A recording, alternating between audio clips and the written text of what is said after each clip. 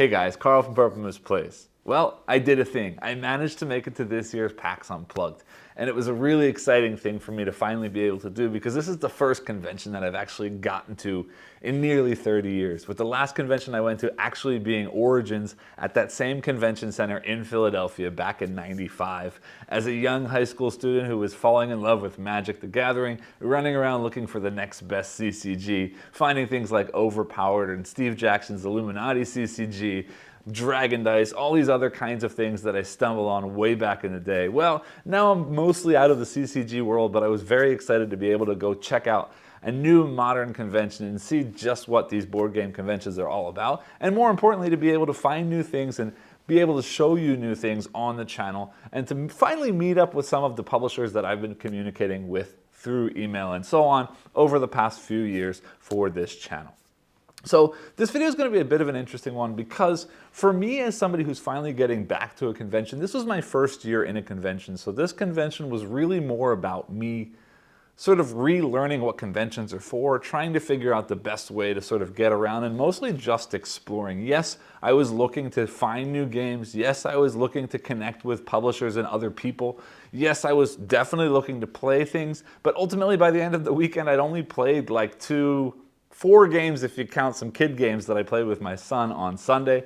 So I didn't really get a whole lot of stuff played, but I did see a lot of stuff. I did get to watch some demos and walk through some of the games along the way. So basically, I'm just here to sort of share my experiences, what I saw, what I did, and more importantly, what's both coming up in the future for you as a gamer and what's coming up in the future for me on this channel. So starting off, after walking into the expo hall, and just doing a little bit of wandering around, the first place I went to was Thunderworks Games, mostly because I had just recently covered Role Player Adventures, and I was excited to meet their new marketing person and finally talk to Keith Mateka himself. So I headed over to Thunderworks and I did meet Keith, and I gotta say both Keith and Jess, their new marketing person, are wonderful people and really, really nice to interact with. It was fun to see their booth all set up, see what's coming out. You'll notice right here behind me, I did snag a review copy of Dawn of Ulos, which I'm very interested to see because from what I understand, it's sort of a new take on Acquire, sort of an economic kind of game. And I was curious to see how that was going to play out solo.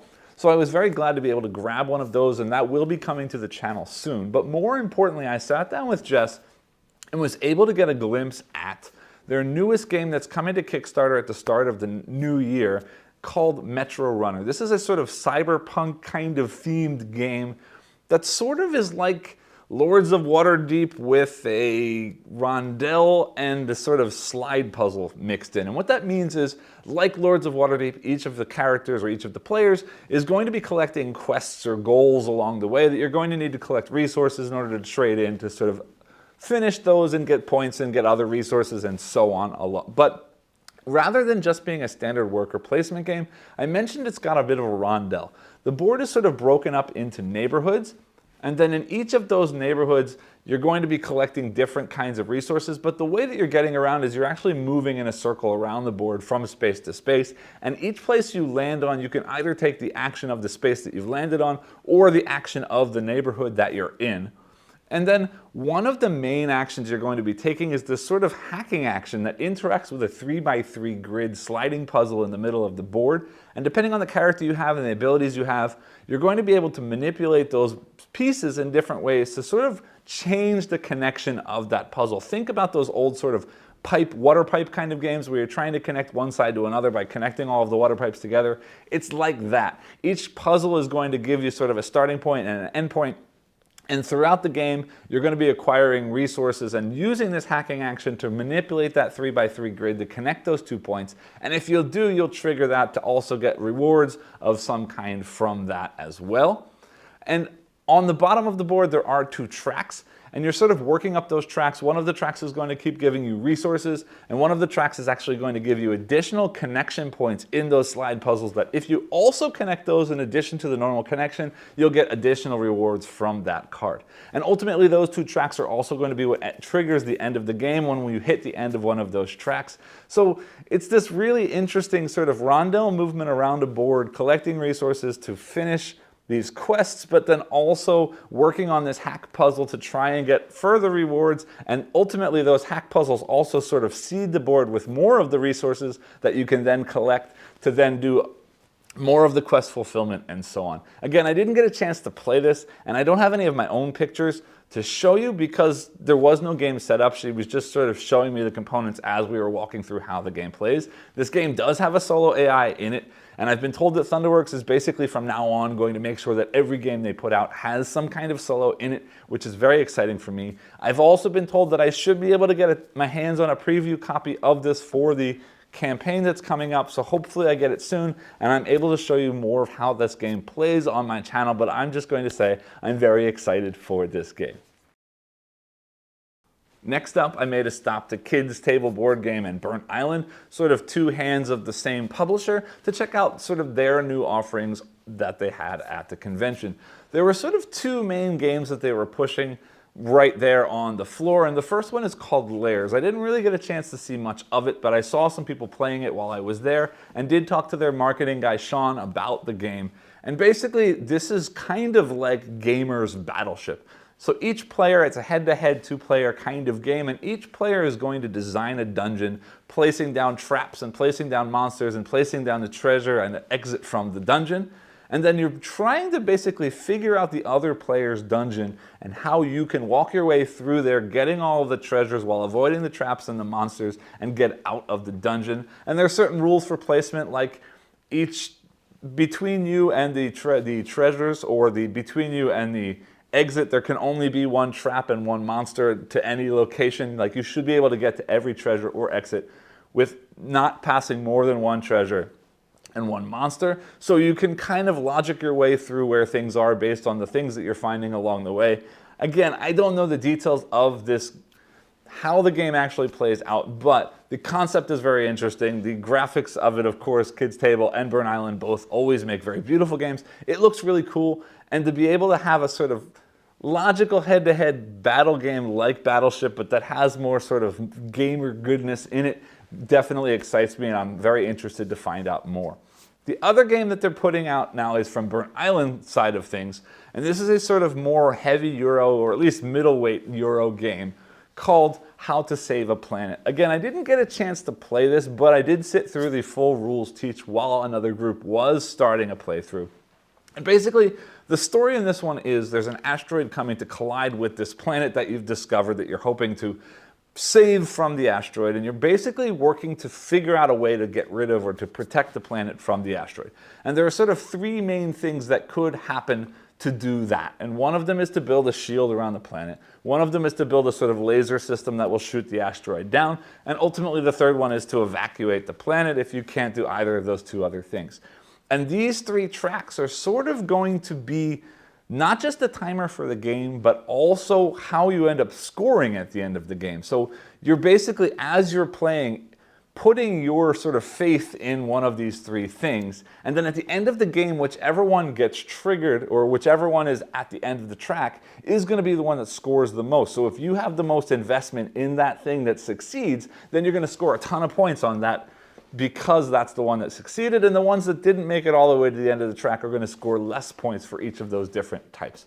And ultimately, if the asteroid does make it all the way to the board, or make it all the way to the planet, because you saw on the board here now, the asteroid is coming in towards the planet. If the asteroid makes it all the way in, then automatically the evacuation track is the one that triggers as a success, and then that will be the one that scores the most at the end of the game. And ultimately, this is a worker placement with sort of resource management, but also this interesting sort of multi-use card system in it, that the cards have tags on them, and you can spend the cards as the tags to sort of influence other actions that you're taking on the board.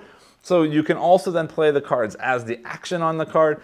So there's this kind of, I don't want to call it deck building because you're not really building a deck, but sort of a card collection, card drafting, resource management, multi-use card system on top of a worker placement game with this really cool theme and this interesting track system.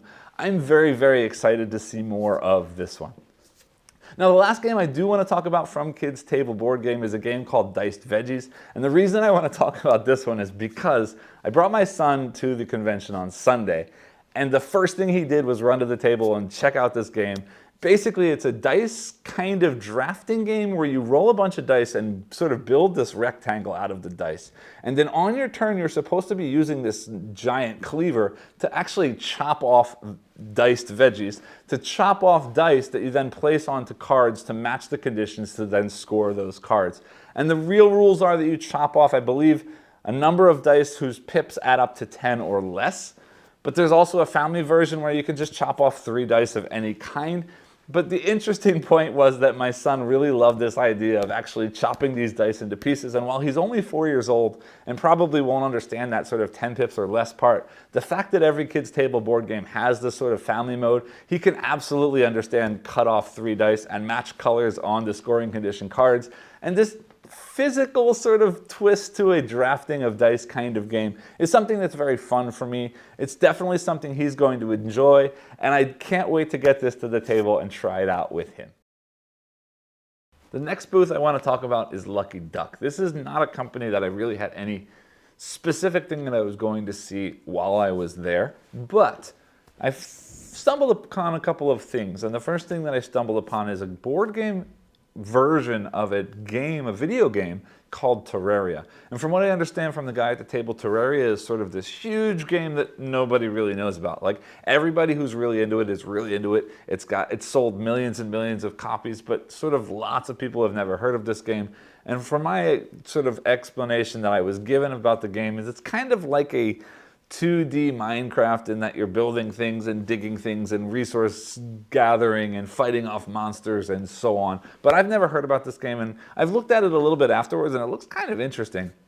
But the board game version of it caught my eye for a few reasons. And I'm going to throw a picture up on the screen. First off, the minis that they've got for sort of the boss monsters in this game looked really, really cool. Now, they had some that were professionally painted, so that definitely helped. But I just love the way that the minis looked in this game. And just the whole idea of this game is that you're sort of digging and gathering resources, you're building things, and you're slaying monsters. And it's fully co-op, and you're wandering around this sort of map, building out the map. And the map is set so that like each area is a sort of different kind of terrain, and you don't really know what you're going to find until you head towards that direction and you flip over cards and you see what's in there. And there's sort of goals that you're trying to accomplish, and from what I understand is you kind of choose how many goals you want to accomplish or try and take over or deal with in a specific playthrough. And then the goals are then focused on those sort of main topics of building and resource gathering and fighting monsters and so on. And you're trying to accomplish these sort of almost like video game style achievements. But anyway, just the style of the game and the way that it looked and the way that it worked, I don't know a whole lot about this, and it's apparently still quite a ways away in the future, but this is one that I'm definitely looking at, keeping my eye on moving forward. Now, the other game that I was really excited to see here is one that you see right here behind me. And this is a little Japanese game called Kidai. And this game is actually from the same designer who made the game Unreliable Wizard and the game Tozan, both of which I've covered on my channel. And this is really cool because this is being brought here by a small publisher localizing company called Mugen Gaming. And I had heard about them before, and I knew they were working on this, but I didn't realize that they had signed a deal with Lucky Duck for distribution, and that was really exciting. So I got a chance to play a 2-player demo version of this game, and I instantly picked up a copy. Now, disclaimer, I was given this copy from Lucky Duck as a reviewer, and right now there's no solo for this, except that on the Japanese website for this game from the original publisher, there are solo rules there. So I'm going to translate those rules and I'm going to give it a shot solo. And if I enjoy that solo mode, you will see a video of this coming from my channel. But the main point is this is a 2-player head-to-head battle kind of game in which you're laying out 2 cards on each turn to move your samurai forward and backward, trying to attack the other opponent. So you both play 2 cards down in front of you, which are going to be movement cards or attack cards. And certain attack cards will only work in certain stances. There's 2 different stances. So there are also cards that change your stance. So basically you're playing down 2 cards. You both reveal the first card and do what it says, reveal the second card and do what it says. So you're kind of trying to outthink your opponent. Where am I going to move? What kind of attack am I going to use. Those attacks are going to sort of be different ranges depending on which attack you choose and which stance you're using. So it's this sort of mind game you're playing with the other opponent, trying to program in moves that are going to work against the opponent. And I got pretty lucky on my first play because I just sort of stood there, let the person come to me, and I hit them. Then they ran away. And then again, the next turn they came back in and I hit them and I won the game, because 2 hits will win you the game. In any case, I really, really love the game, and also it's going to be a little bit hard for you to see from far away here, but it comes in this really cool, like old style Japanese sort of coin purse kind of thing, and the cards just slide in right there. In any case, I'm very, very excited that this is here in America, that this can be picked up fairly easily now, and I look forward to digging into the solo rules for this one. The next company that I stopped into was Flatout Games, and this is a company that you probably know of now from their games Cascadia, Calico, and Verdant. These sort of spatial puzzle tile laying kind of games, most of them now being published by AEG, but this was interesting because I got to talk directly to Flatout and not to AEG, and I was excited because there's a 4th game sort of in that Calico, Cascadia, and Verdant series called Nocturne that's right now on Kickstarter, and I didn't really know anything about it. So I wanted to stop by and check this out, and I was definitely excited by what I saw because that puzzle sort of spatial aspect of their previous games is still there, but this is quite a different beast than the other games, because what this is effectively a bidding game. But the way that the bidding works is spatial, so you're sort of bidding on a card, and then the next person to bid doesn't outbid you on that card, but outbids you placing their token on sort of an adjacent card to that card. And then the next person who bids has to place adjacent to that card. And finally, whoever bids the last gets the card that they took.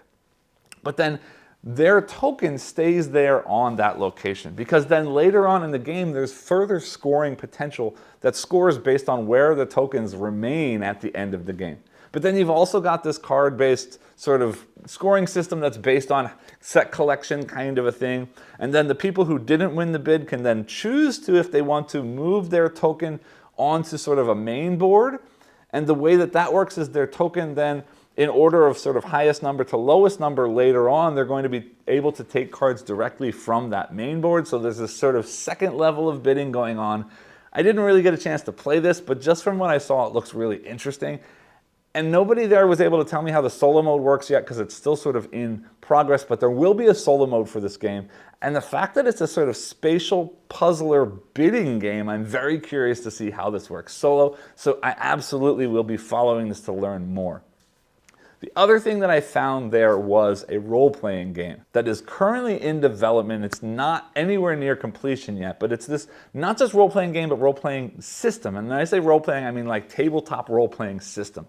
And seeing these pictures now that I'm putting up on screen, this game is set to be like a physical manifestation of the rules of this role-playing system, for whatever that means to you. And what I mean by that is there are sort of character boards that are wooden cutout pieces, and your sort of items and equipment and so on slot into these character boards physically.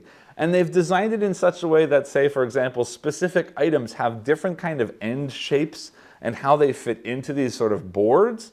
So that, say, for example, a warrior can hold a sword, but a mage could not hold that sword. And that means that the end, that piece, the connecting piece of that sword tile will not physically fit into the mage's board, but would fit into the warrior's board. And they're designing this in such a way that it's a tabletop role-playing system that you could basically pick up and use with any other role-playing game that you've already been playing. But also on top of this, they're building their own game on top of the system, which means that they will have complete sort of narrative campaigns with sort of guided books that do walk you through how to do it as a GM, so that they have their own world and their own stories. And again, this is still very early and very sort of just in the works right now, but I am very excited to see where this goes, and I will absolutely be keeping my eyes on this one as well. My next stop is a quick one. I stopped by at the Kayenta Games booth simply just to say hi to Dan Halligan. I really have been working with him a lot online, and I wanted to say hi and see all of the stuff that he's got going for Obsession. Obsession did just have the characters expansion Kickstarter that I did do a video for. You want to check out that video. I'll throw a link up here right now.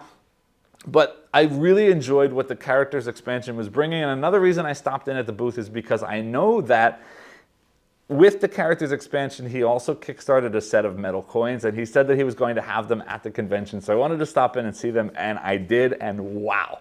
These coins are gorgeous. They look like real coins. You can tell that he spent a lot of time and a lot of effort in the design, and not just the design, but the picking of the materials. He was talking to me about how he wanted the coins to be golder, and some of the ones that came out early were a little bit more coppery or bronze. And so the metals and the colors and the design, he continues to show me how much he really, really cares about this theme. These coins are super thick, super chunky, super heavy. They stack really nicely. I'm very happy about the coins. You already know I'm a big fan of Obsession, so I'm just even more excited that this thing continues to grow and be cooler and cooler and cooler. My next stop was a quick stop in with Dave Beck at Paverson Games.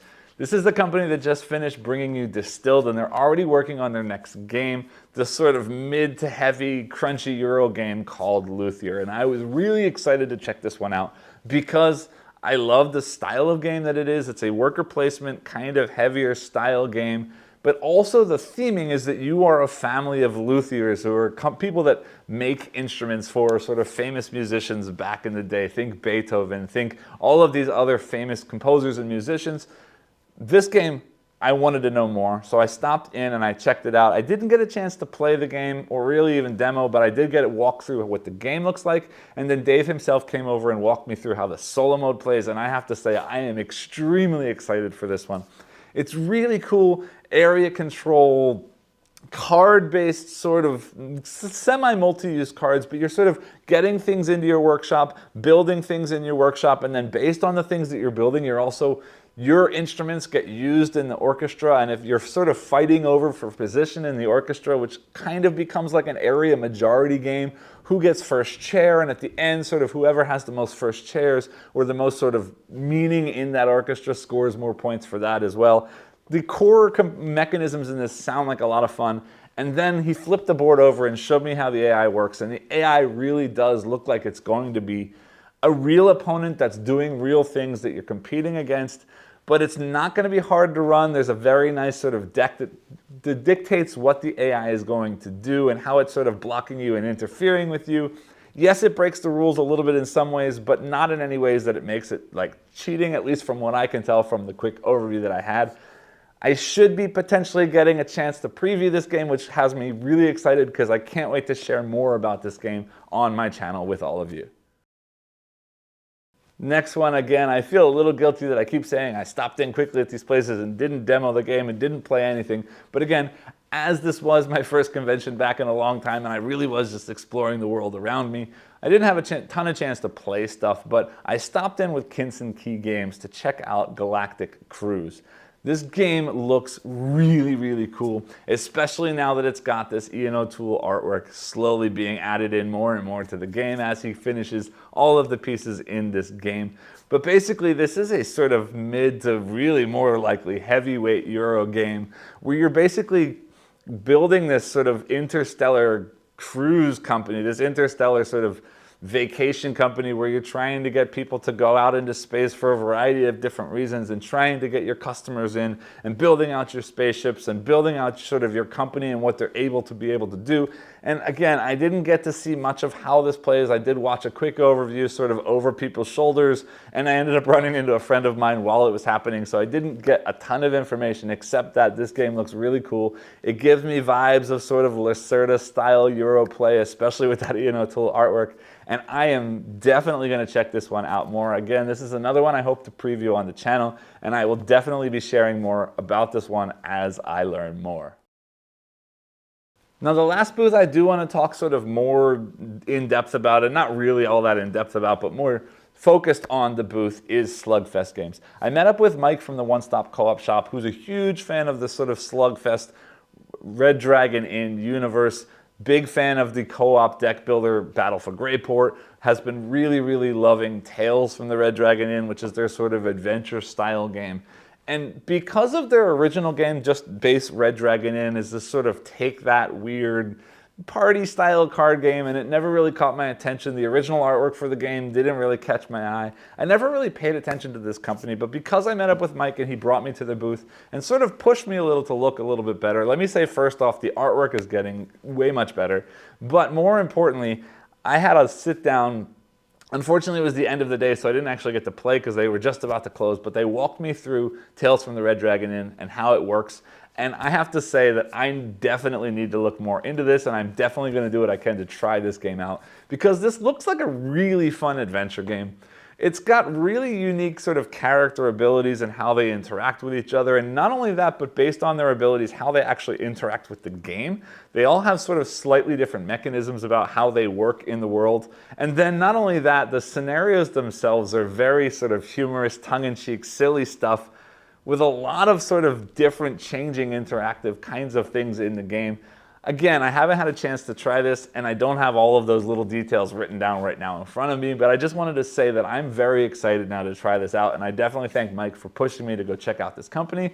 And now because of that, I'm going to probably have to take a bigger look at the Battle for Greyport deck builder as well. Just saying, Slugfest is now on my radar, and I'm definitely looking to try some of these games soon.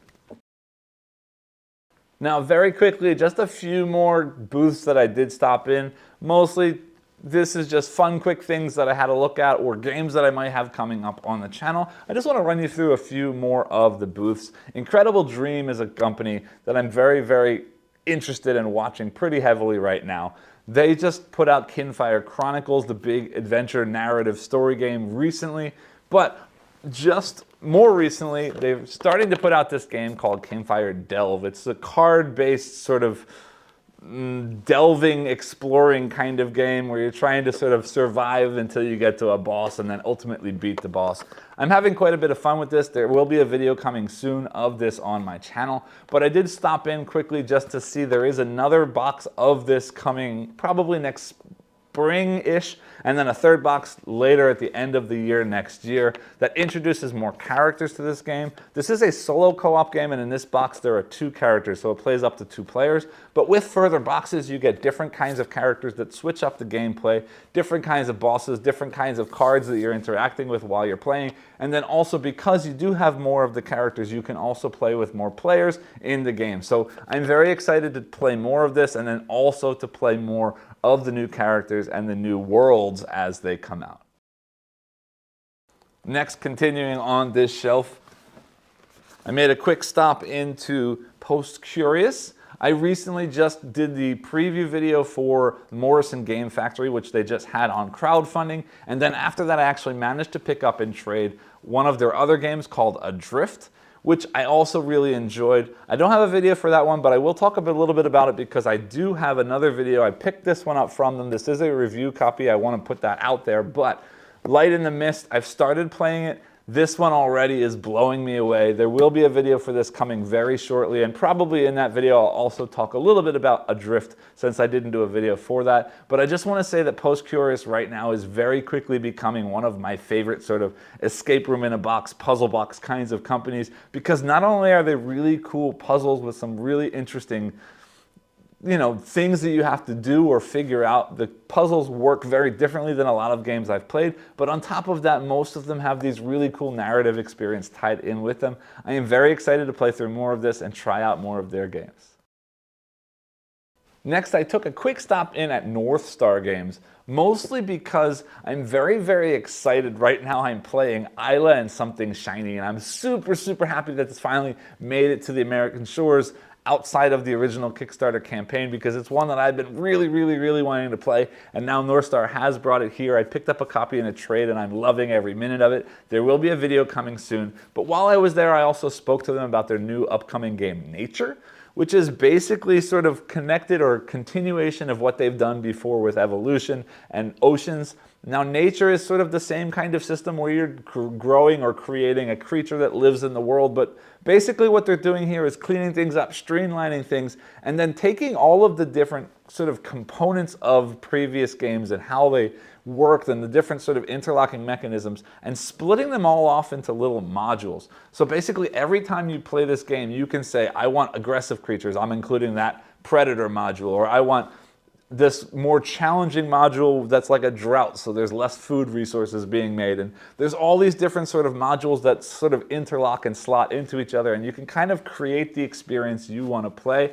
I kind of enjoyed Evolutions, but I never really got that much into it. So I'm very curious to sort of jump back in with nature and see if it pulls me in and how things have changed and been improved since then. Another booth I stopped in for a really quick stop was Snapships Tactics. This is a really cool game that I had heard about before and I never really paid much attention to. So basically what it is a spaceship minis game, but the minis are all kind of like Legos in that they're all of these different components that you sort of slot in together to build your own ship. And each of those components has a card that does something actually mechanically for the game or for the spaceship in the battle head-to-head sort of skirmish combat that you're doing. These ships look really cool. They're huge, they're massive, they slot together really cool ways, and it's really cool to me that the physicality of building them actually equates to different mechanics or mechanisms or abilities of the ships in the game. And I did speak with the guys because I knew this thing had a solo and I couldn't really see how it was going to work. There's a really interesting sort of small AI, streamlined AI deck that not only plays a card and does an action, but plays a card and does an action based on sort of the current state of the game and what you're doing in the game. And it does react to what you're doing in unique ways. And now that I've seen what I've seen, I'm very curious to try this one out.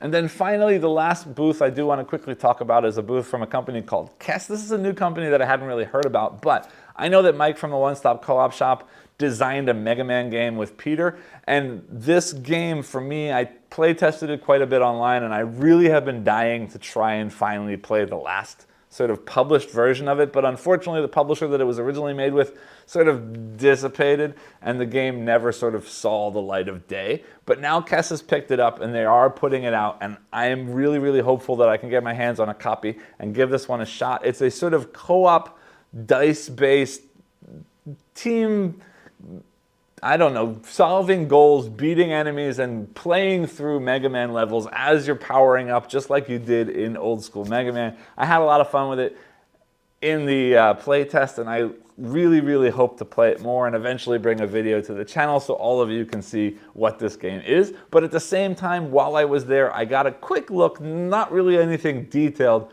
about a Sonic the Hedgehog game that they're also putting out of Kess, which is also a co-op, dice-based kind of game where you're running through all the different levels. And I was just shocked how Sonic this game looks, because not only are you playing through, there are things that make you drop your rings.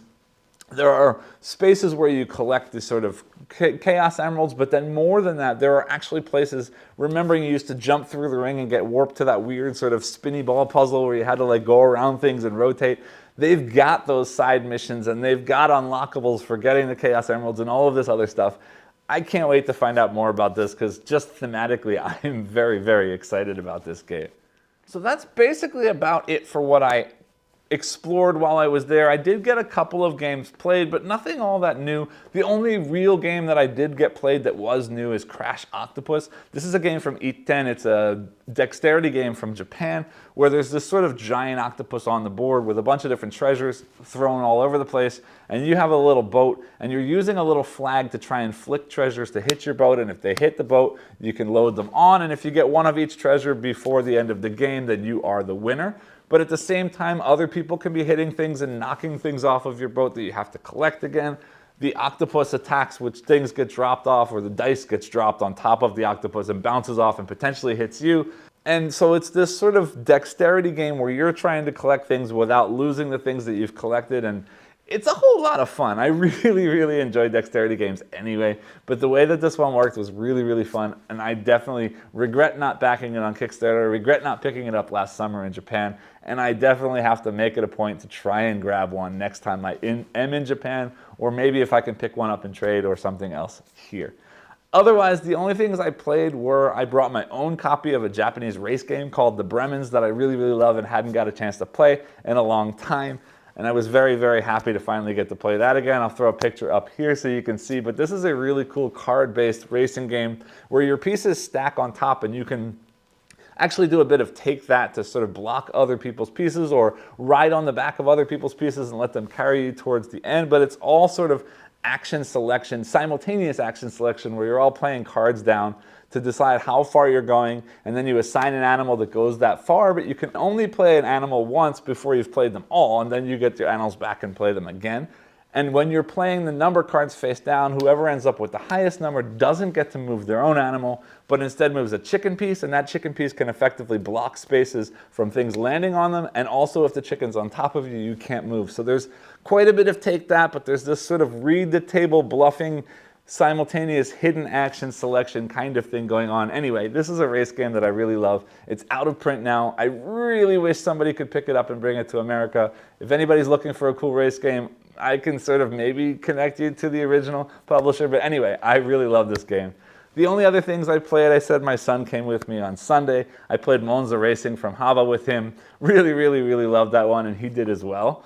And the other one I played was this Hedgehog game. It's another racing game that's got this interesting mechanism that you've got this sort of small tennis ball, that's the Hedgehog, and it's got all of these components, leaves and pine cones and those kinds of things with a Velcro on one side, and you put them all face up like that and roll the ball across them, and anything that sticks is what you got. And then just like Monza, where you're placing dice on colors to move your car around the track, this one you're matching those sort of different resources you picked up to move your hedgehog along the track. And it's either a race game, or you can play cooperative with a fox sort of chasing after you, and if you don't make it to the end before the fox gets you, you lose.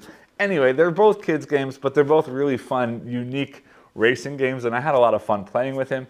Also, because I started this off saying this is my first convention in 30 years, and the last time I went to a convention was Origins in '95 with my dad when I was in high school. So to be able to bring my son to PAX Unplugged as, you know, father and son again, and see him getting so involved, I was super excited. I was there with my brother-in-law and my nephews, and they went off to go check out the pick and paint section, and my son looked at me and said, "Hey Dad, I don't want to walk around. Can we play games?" So we went straight to the library. He started picking out games, and we just played and played, and I had a blast. So this PAX Unplugged, again, I didn't, unfortunately, sorry, get a whole lot of stuff played, but I did see a lot of fun things. I hope this was helpful for you, or at least informative for you to check out all of these cool games that I saw, because I certainly will be, and anything that I have a chance to check out will get a video on the channel. So definitely keep your eyes here for more stuff that's coming out. I had a blast at PAX. I hope that I can do it again next year, and I hope that I can find out even more good stuff and play a lot more games